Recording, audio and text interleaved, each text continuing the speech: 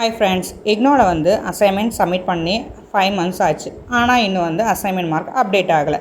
நான் ஃபெயில் ஆகிட்டேனா இல்லை மறுபடியும் அசைன்மெண்ட் சப்மிட் பண்ணணுமான்னு டென்ஷனாக இருக்கீங்களா? அப்போ இந்த வீடியோ உங்களுக்காகவே தான்.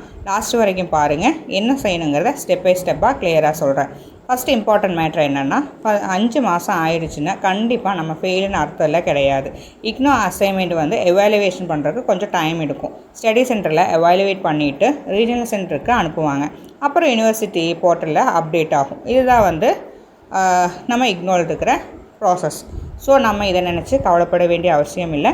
நம்ம சில ஸ்டெப்ஸ் மூலிமா வந்து நம்ம என்னென்ன பண்ணலாங்கிறத பற்றி இந்த வீடியோவில் பார்க்கலாம். ஃபஸ்ட்டு ஸ்டெப் என்னென்னா, நீங்கள் அசைன்மெண்ட்டோட சப்மிட் பண்ண ரெசிப்ட், அதாவது அக்னாலேஜ்மெண்ட்டும் இல்லை நான் வந்து சப்மிட் பண்ணும்போது எடுத்த ஃபோட்டோவே இருந்தால் அதை வந்து ஃபஸ்ட்டு சேஃபாக வச்சுக்கோங்க. அதுக்கப்புறம் வந்து இக்னோவில் கிரெடிட் கார்டு போர்ட்டலில் அசைன்மெண்ட் மார்க் அப்டேட் ஆயிடுச்சான்னு ஒரு தடவை செக் பண்ணி பார்க்குறோம்.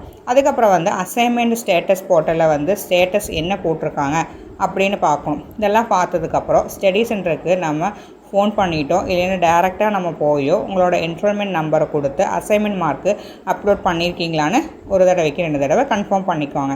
சரி, அங்கே போய் நமக்கு இன்னும் அப்டேட் ஆகலை அப்படின்னா ஸ்டடி சென்டரில் அவங்க சொல்கிறாங்க நாங்கள் ஆல்ரெடி அப்லோட் பண்ணிட்டோம் ஆனால் வந்து போர்ட்டலில் அப்டேட் ஆகலைன்னா நம்ம அடுத்ததாக போக வேண்டியது ரீஜனல் சென்டருக்கு வந்து நம்ம மெயில் அனுப்பணும். அப்படி நம்ம மெயில் அனுப்பும்போது அதில் என்ரோல்மெண்ட் நம்பரு, நம்மளோட ப்ரோக்ராமோட கோடு, கோர்ஸ் கோடு, அசைன்மெண்ட் சப்மிட் பண்ண டேட்டு, ஸ்டடி சென்டரோட கோடு, அது மட்டும் இல்லாமல் அசைன்மெண்ட் சப்மிட் பண்ணும்போது இருந்த ரெசிப்ட் காப்பி, இந்த டீட்டெயில்ஸ் எல்லாமே கொடுத்தா தான் நமக்கு வந்து வெரிஃபிகேஷன் பண்ண ரொம்ப ஈஸியாக இருக்கும் இல்லையா?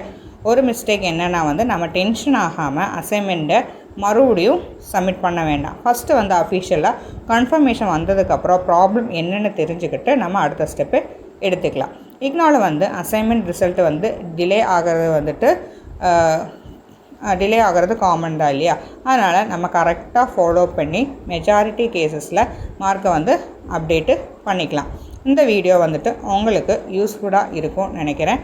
நெக்ஸ்ட்டு இதே மாதிரி ஒரு அப்டேட்டட் வீடியோவாக நான் உங்களை நெக்ஸ்ட் வீடியோவில் சந்திக்கிறேன். தேங்க்யூ.